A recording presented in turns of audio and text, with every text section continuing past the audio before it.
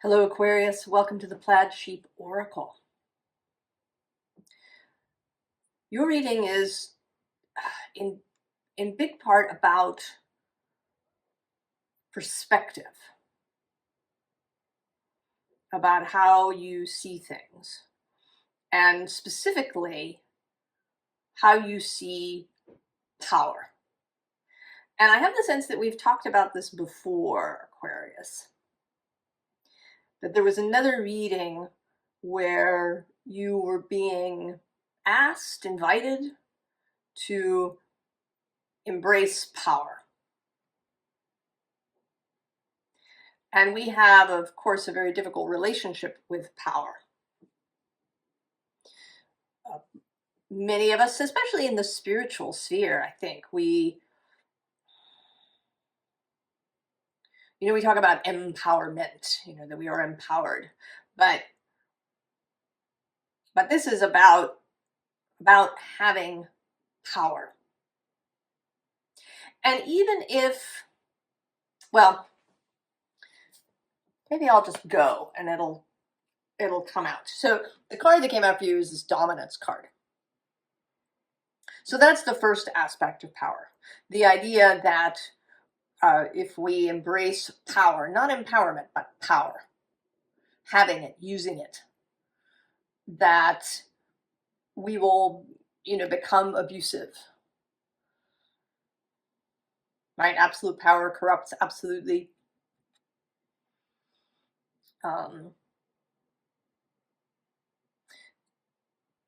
So that may be a big fear for you.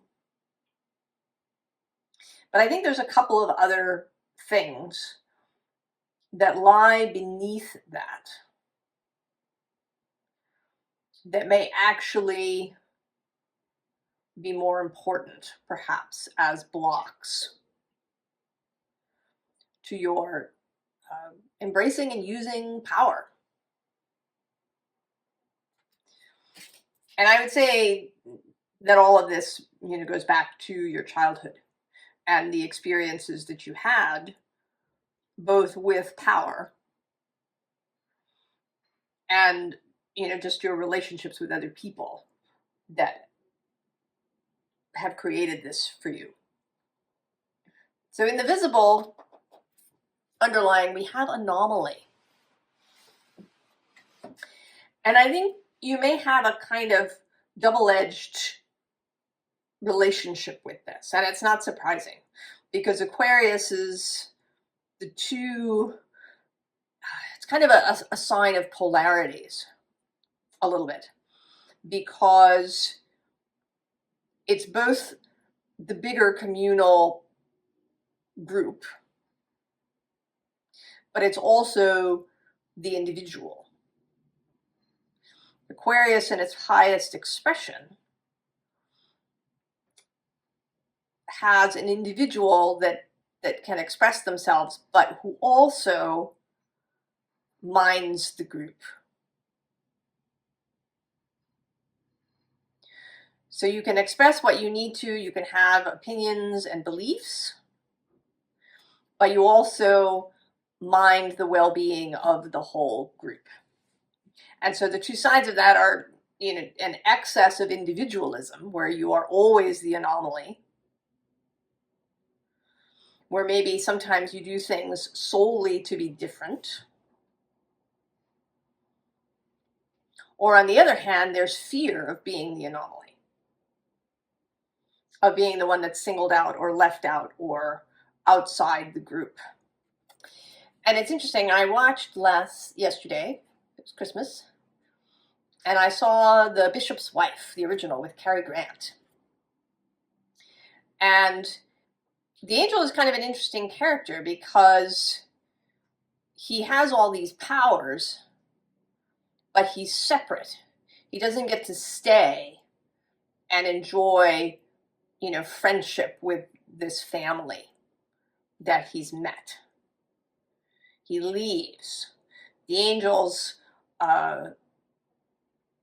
never stay anywhere very long because they might develop attachments, he says.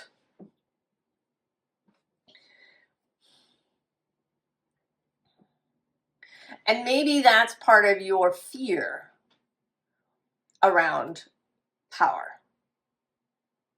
That if you embrace it, if you really start using it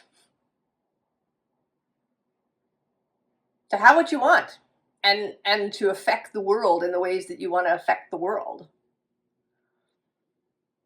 that it's going to mean that you're separate. But under this card is perspective, sort of the Hanged Man card, right? Seeing things from an alternative view. And then the unseen underlying is release. You know, in this card, there's a crow that has died, and there's a different card in here that's called grief, where there's mourning, and then the crows leave. They have their period of mourning, and then they release it.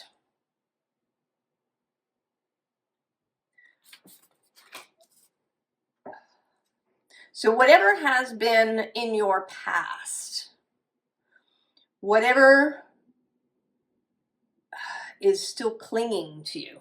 And I find that this morning during this reading, I'm wanting to hold this selenite palm stone. And selenite is famous for, you know, clearing stuck energies. You know, people use selenite wands and pass them over their chakra points to, you know, clear stuck energies. And I think that can be very useful. It can assist in this process. But it does have to begin in the mind. You know, you can clear all you want, but if you continue to go back in your mind to the old thoughts, it's not really going to work. These things have to be done together.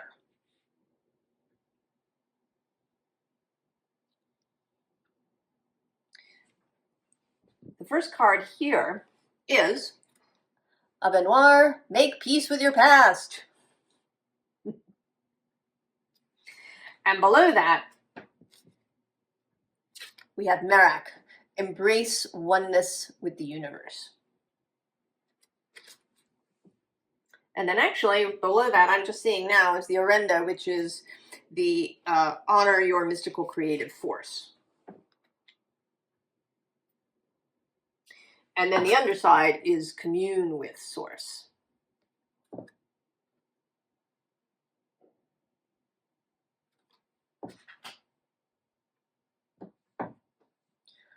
Part of this, right, this release is, I think, to see power in a different way. And two, to release these, you know, very distant ends of the spectrum, right? Either we're alone or we're fitting in and having groupthink. But these are, right, they're two vastly separate ends.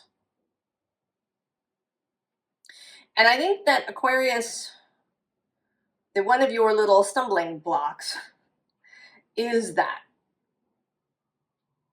And it's partly, it does show up in this, that Saturn is your traditional ruler. So Saturn, this notion of the wall, and that there's two sides of the wall and that never the twain shall meet, possibly.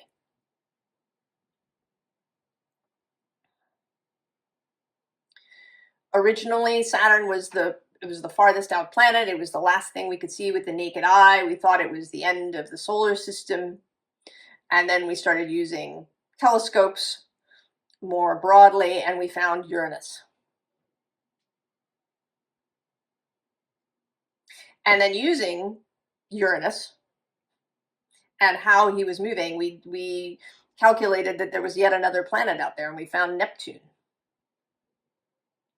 And interestingly, when Neptune was discovered, it was in conjunction with Saturn. And then there's Pluto. And, you know, even beyond Pluto, Eris and other objects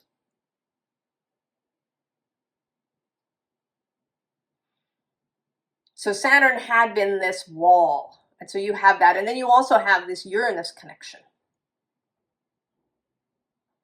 of breaking out and being individual and doing things differently. So these, right, these two sides of the wall, this, you know, sense of containment versus a sense of explosion out. And finding a different way of seeing the world, not so in such stark contrast. So we have Witch. The magic you seek inside of you, let it flow. Yeah. Let the power go.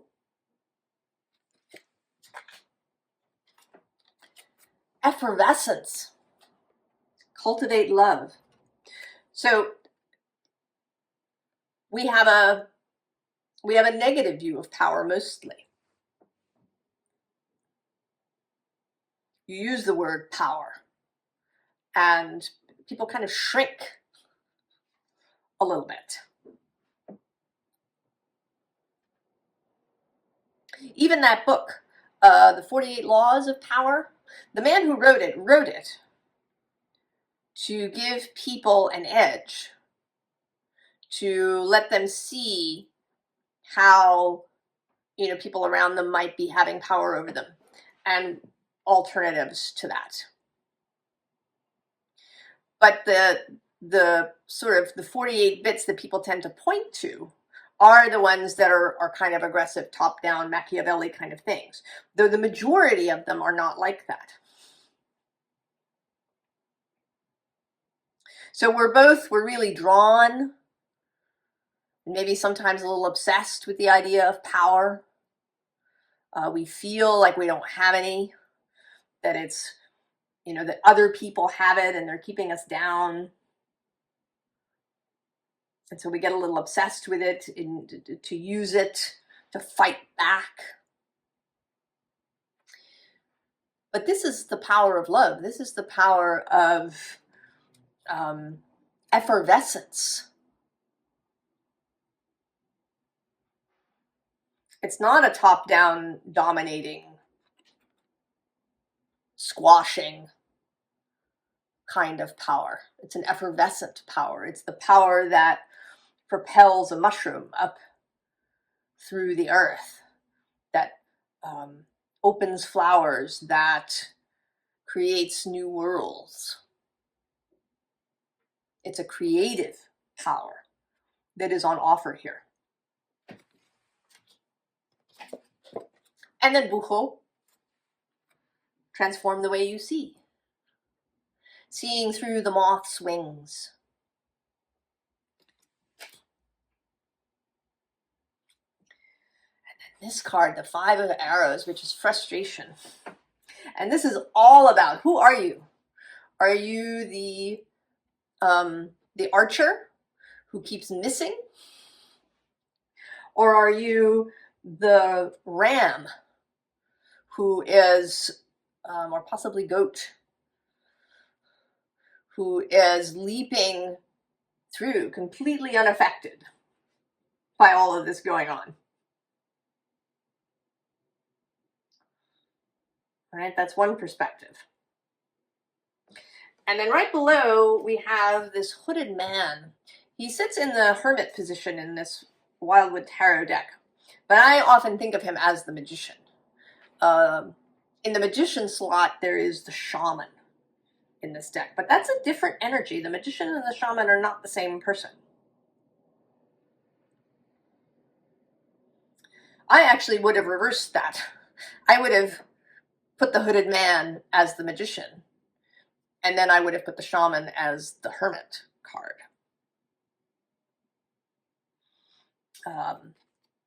So that's kind of how it often comes out to me. You know, and he has this, it's interesting, there's this Christmas vibe, there's this wreath on the door, and all the snow. So it's interesting that it is, when I post this, the day after Christmas. And there is this sense, you know, of the good news that's being delivered that this isn't perhaps you per se, but that this is the power within you that's receiving the good news. Something is changing. You've been, kind of isolated here, living by yourself in the forest, not really able to expand, but now something is changing. And the bottom of the deck has the Page of Bows, the Page of Wands. And it may be Pluto's entry into Aquarius. We're also having this T-square going on today when I record this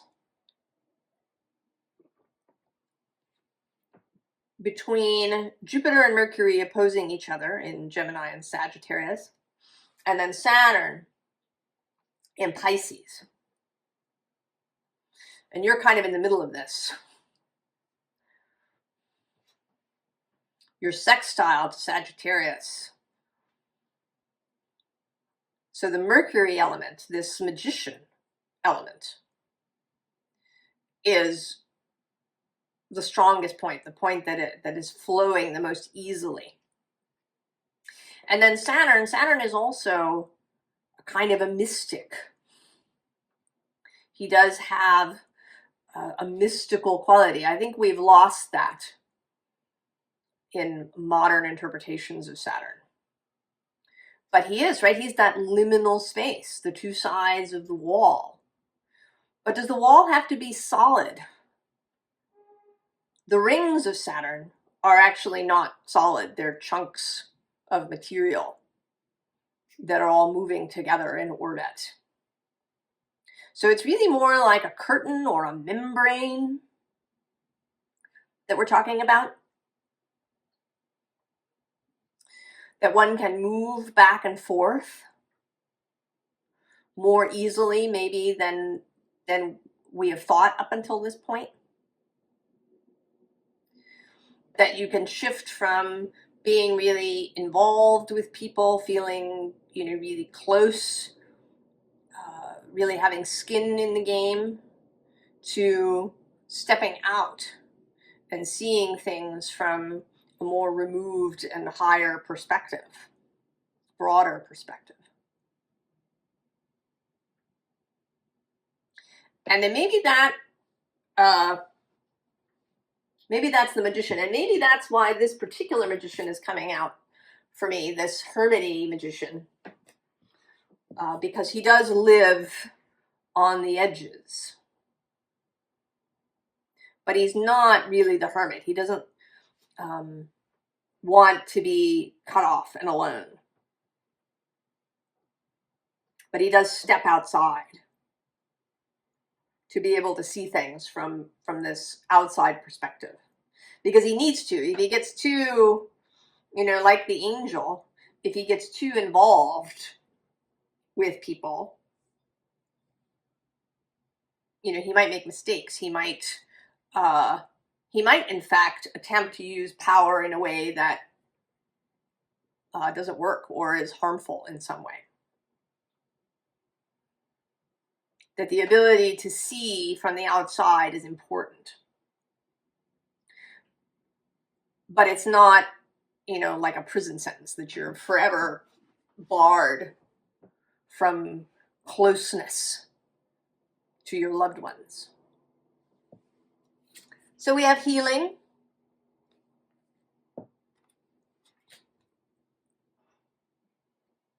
A healing kind of, this is actually tradition, but I always think of this as a healing kind of card. There is a different card, the Seven of Pentacles, actually, that's healing.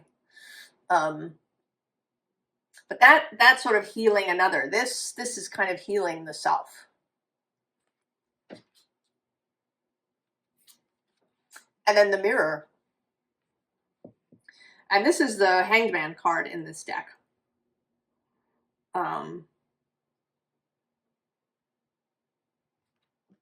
Right? Being able to hold up a mirror to self.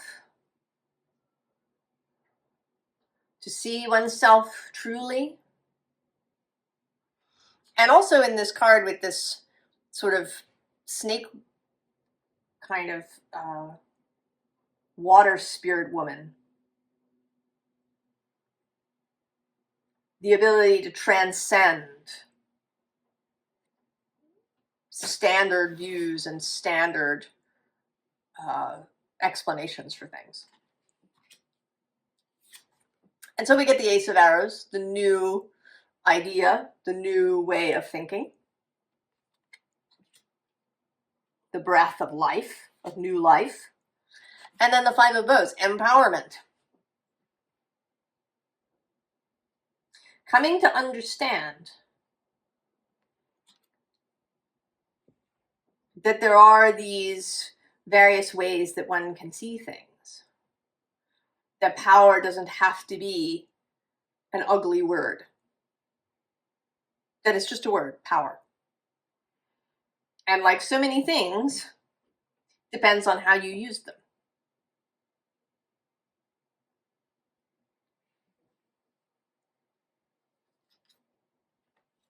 So 9 of water. And this feels today like a sense of ease. Some of the power issue may also come from an idea that you shouldn't want, or that you should only want things for the group. You know, you should want world peace. But that you shouldn't want, you know, that really great pair of boots that you love when you saw them in the window. But coming into a greater sense of ease around that.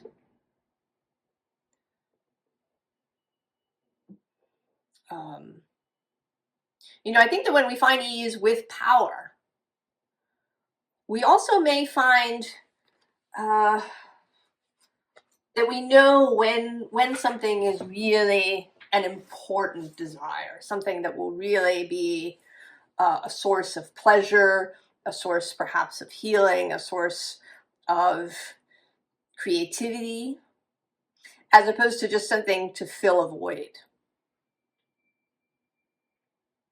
If we're denying our power, I think, right, we seek to find well-being elsewhere. The bottom of the deck is the Magician.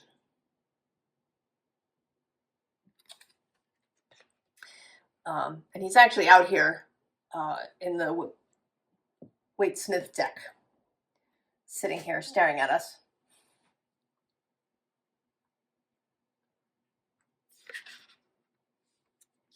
Ten of Air.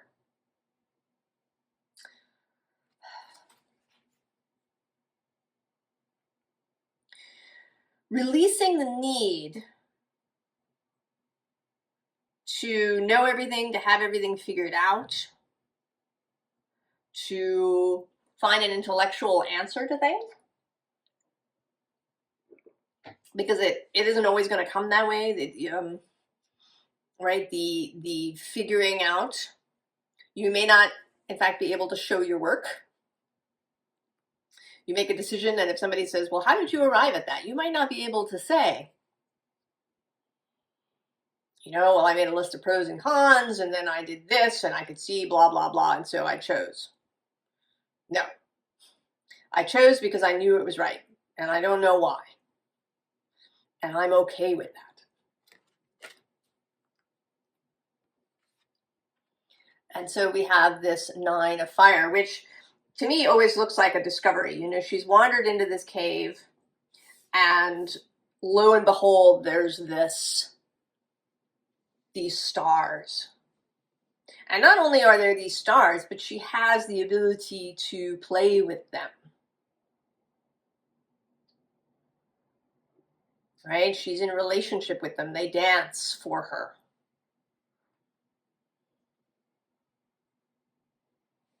Kind of the new magician, the apprentice magician.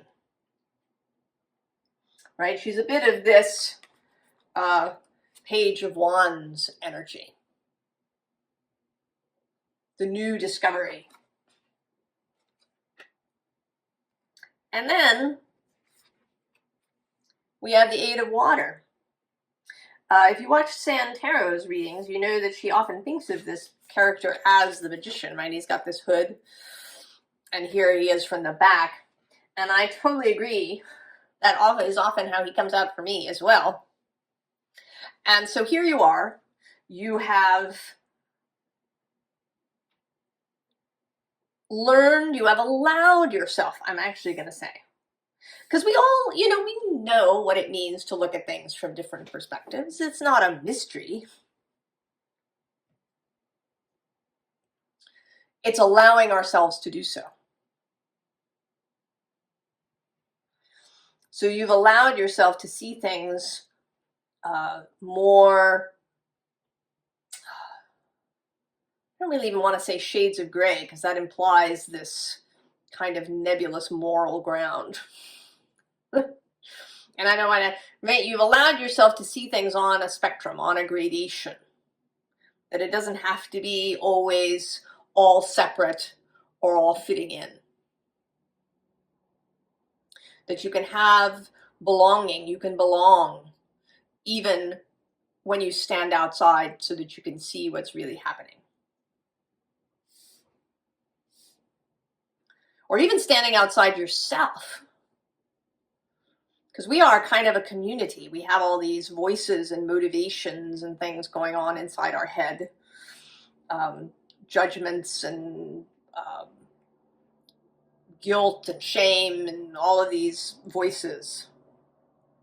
And to be able to take the witness perspective and step outside of that and know that you're not abandoning yourself when you do that. Quite the opposite. You want to see the whole. And that it's not, it's not an analysis. You're not taking each piece and trying to analyze it and then, reach some sort of idea of a whole. You are just seeing it as a whole. And we don't have a lot of practice with that in our society. We're taught to break things down into pieces, right? To show our work. To break down the parts of the cell, or break down the parts of the engine, or break down the parts, right? These parts. But you are learning to see more in a more holistic way. To see things in context, to see things in synergy, to feel them as a whole. The difference between, say, reading a poem and really feeling what it evokes in you as its whole self, then going back and doing a textual criticism where you analyze all the different lines.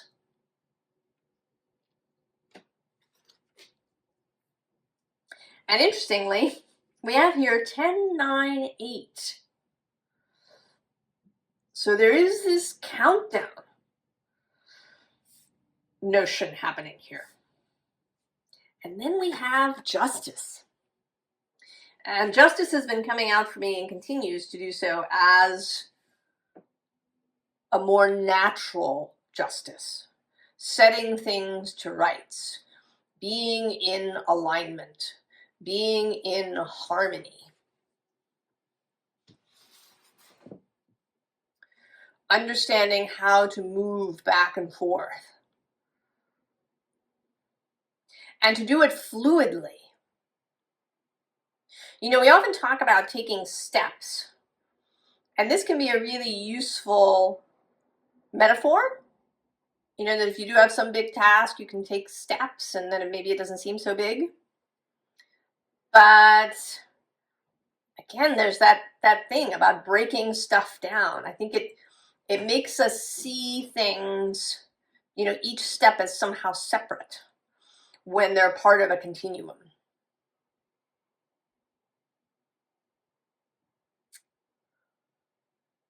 So reaching a space of greater harmony in this way, of fluidity.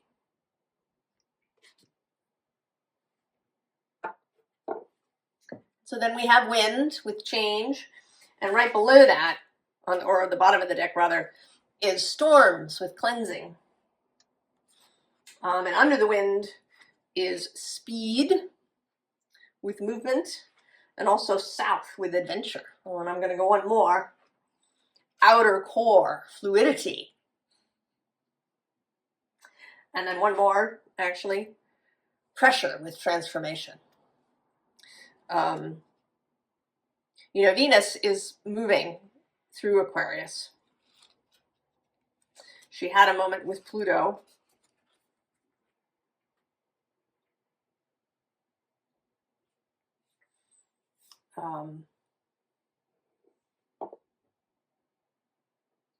And then later, next year, Mercury will reach Aquarius with all of his new messages from his time, opposing Jupiter and dancing back and forth in Sagittarius.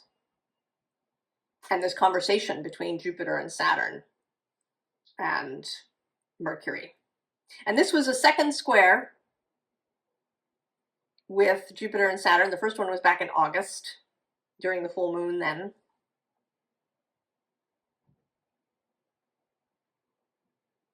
And then there's going to be a third one next year.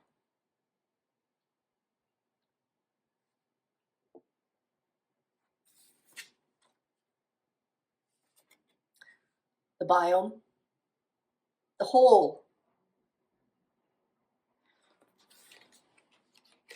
And then the equator, not again to make equal, but to make harmonious.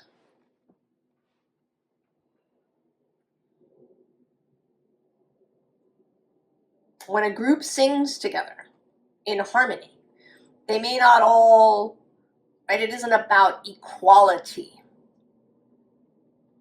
It isn't about things being the same or being exactly equal.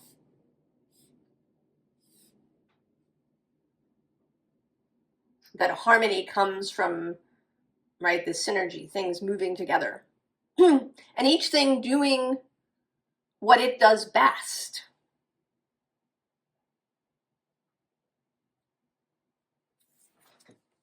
Then we have this lake with depth, followed by this water creation. So this seems like coming to the surface. You've been perhaps in this underwater space. Maybe you've been in a really intense emotional experience. Or maybe you've felt creatively blocked or cut off. You know, when you dive underwater and you're under there, the sounds around you, you know, from what's happening out here are dulled. Dive deep enough and you'll no longer hear what's happening up here. So feeling cut off to recognizing, right? She's half in, half out.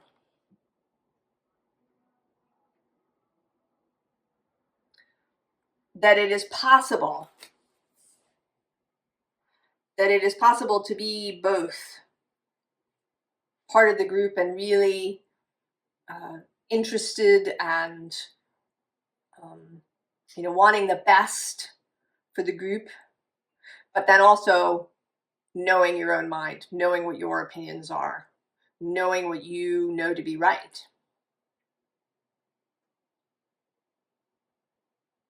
And being able to honor that and to hold those things simultaneously.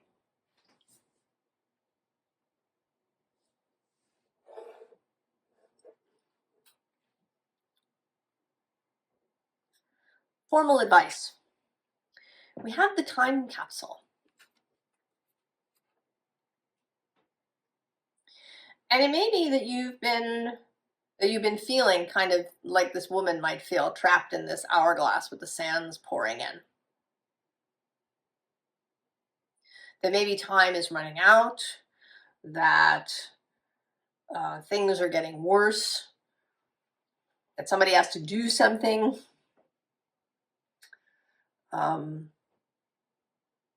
And it may even only be in your own life that you're having this sense. Right under it is the star, associated with Aquarius, with this sense of the future, right? Of you know, not the future in a futurist kind of way, but you know, just the time that is ahead.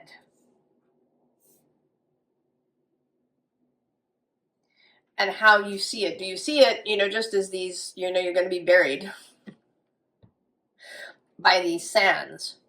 Or do you see beauty and harmony and healing ahead of you?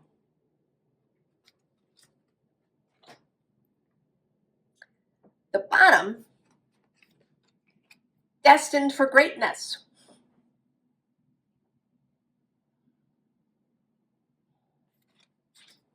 So accepting power. Accepting that maybe you are an anomaly, but you're not alone. There's a whole bunch of us. I think some come into every generation. And if you were to think about a sort of a microcosm of this, you know, a village, you would want all kinds of people in it.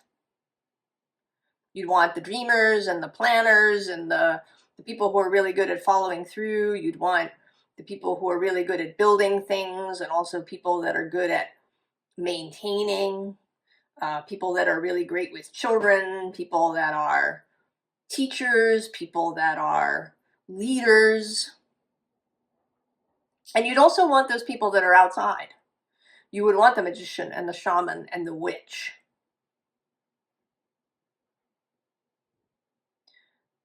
In order to have, right, balanced perspectives.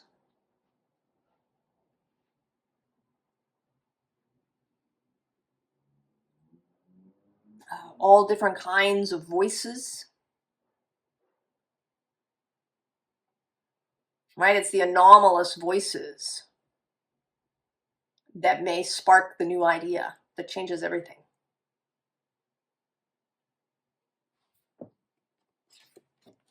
So here's the Four of Cups.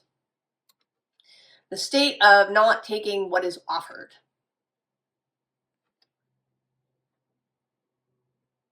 You know, with this kind of open brain here, you know, with having a very scientific break things up into pieces perspective.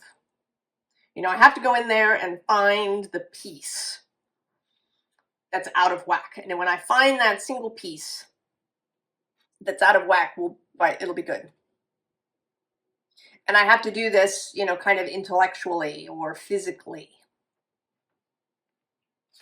And meanwhile, this cup is up here being offered.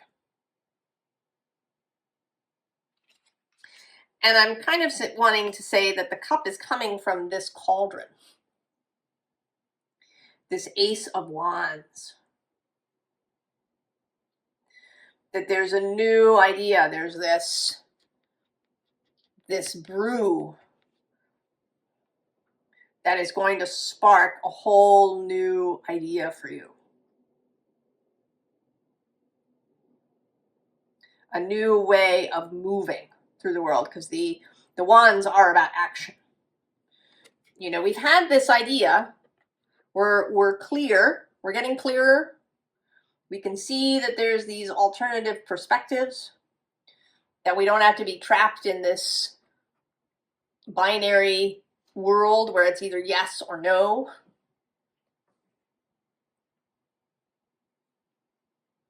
That the wall may really be a membrane or a curtain where we can easily pass through from one side to the other.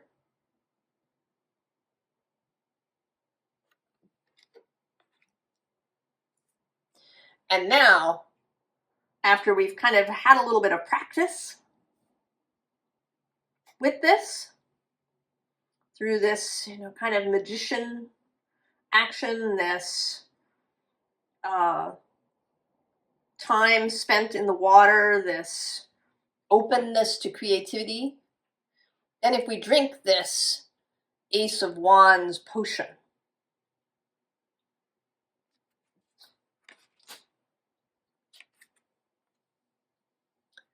everlasting light with, right, flight, clarity. You know, and it doesn't mean that you'll never be puzzled or confused again, ever. But it does mean that you're going to have a different method for resolving confusion and puzzlement and difficulty.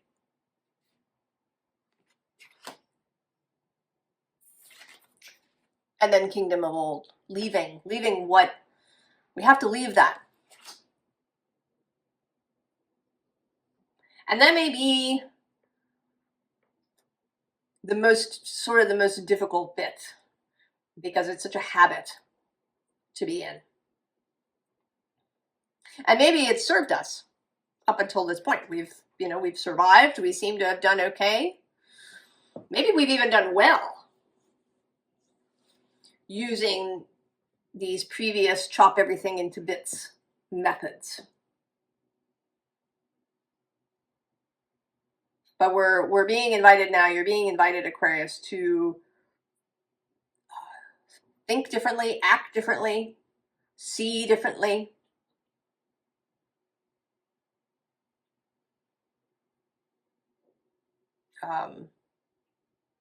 Right? Transforming the way you see.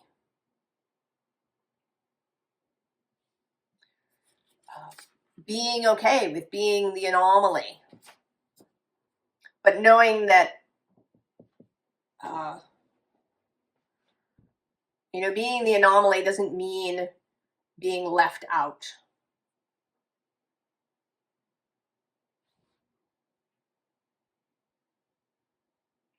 You can still, you have belonging. You can be included. Oh, Aquarius, I want to say this is just the beginning for you. Right, with Pluto's passage through your sign, if you really give him free rein for this transformation. It is going to feel like pressure, but the reward, I think, is totally worth it. This level of freedom in your thinking, freedom in your action, not being confined